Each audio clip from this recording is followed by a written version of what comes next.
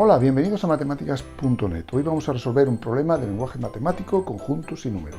Concretamente, el siguiente. Supongamos que hay tres subconjuntos A, B y C de un determinado conjunto U.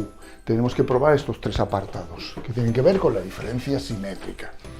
El apartado A nos dice que si la diferencia simétrica de A y de B coincide con su intersección, entonces y solo entonces A y B son vacíos. El apartado B nos dice que si la diferencia simétrica fuera vacía, entonces y solo entonces A y B coinciden.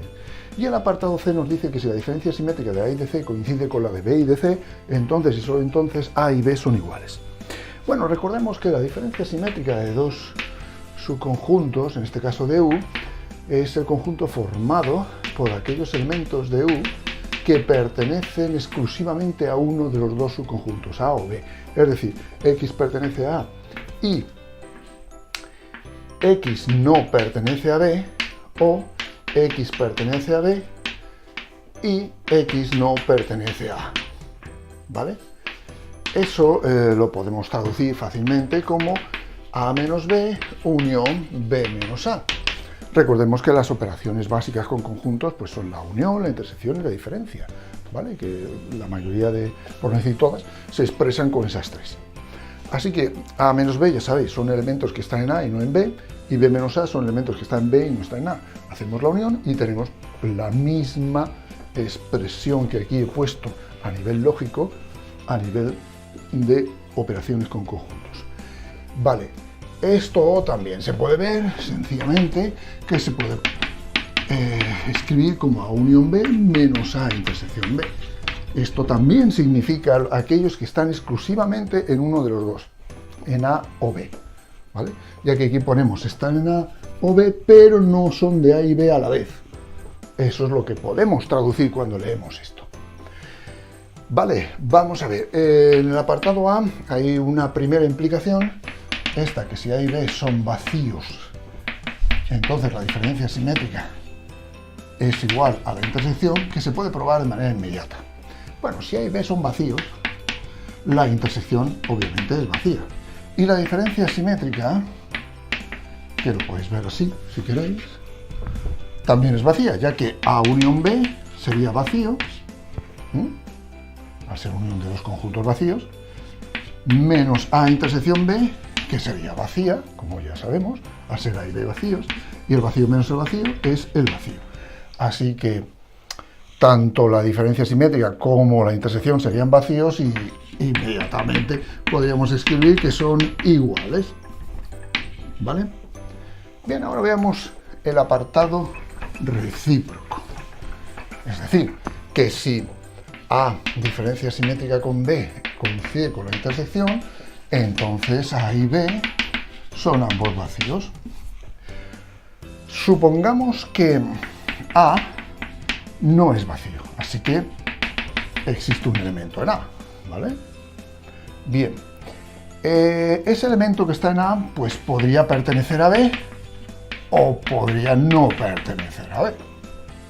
Bien, supongamos que pertenece a B también, entonces X pertenece a A intersección B. ¿Y qué pasaría en ese caso? Pues pasaría que X pertenecería también a la diferencia simétrica, ya que hemos supuesto que los dos conjuntos son iguales, y como sabéis, la igualdad se da cuando todos los de este conjunto son de este y viceversa, ¿de acuerdo?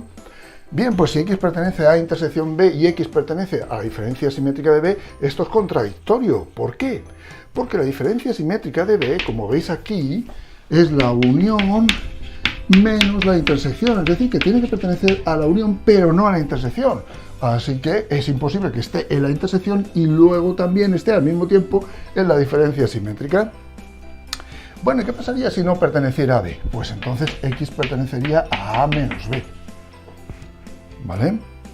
Y bueno, ¿qué ocurre entonces? Que A menos B forma parte de la diferencia simétrica. ¿Cómo es eso? Bueno, ya lo habéis visto aquí. Es un subconjunto de la diferencia simétrica, son aquellos que están exclusivamente en A, ¿vale? Los que están en A, pero no están en B. Bueno, pues si forma parte de la diferencia simétrica, pues será también un elemento formará parte, mejor dicho, será un subconjunto de la intersección. Es decir, X pertenecería a la intersección, pero hemos visto que no pertenece a B. ¿Cómo puede pertenecer a la intersección si no pertenece a B? Y la intersección se define como aquellos elementos que están en ambos a la vez, es decir, en A y en B. Por lo tanto, llegamos también a una contradicción. Por lo que X, o sea, A no puede tener elementos, así que A es vacío. Si hacemos el mismo razonamiento para B, llegamos a la misma conclusión. Y B resulta ser también vacío. ¿De acuerdo? Vamos a ver ahora el apartado B. Como antes, hay una primera implicación muy sencilla.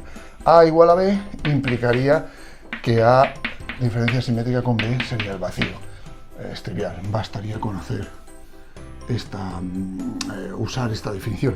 Como A y B son iguales, A menos B sería el vacío y B menos A también sería el vacío. Así que obviamente la unión del vacío y el vacío sería el vacío. ¿Lo veis? A menos B, unión B menos A es la diferencia simétrica, vacío, unión vacío, igual a vacío. Bueno, y ahora, ¿qué pasaría si la diferencia simétrica fuera el vacío?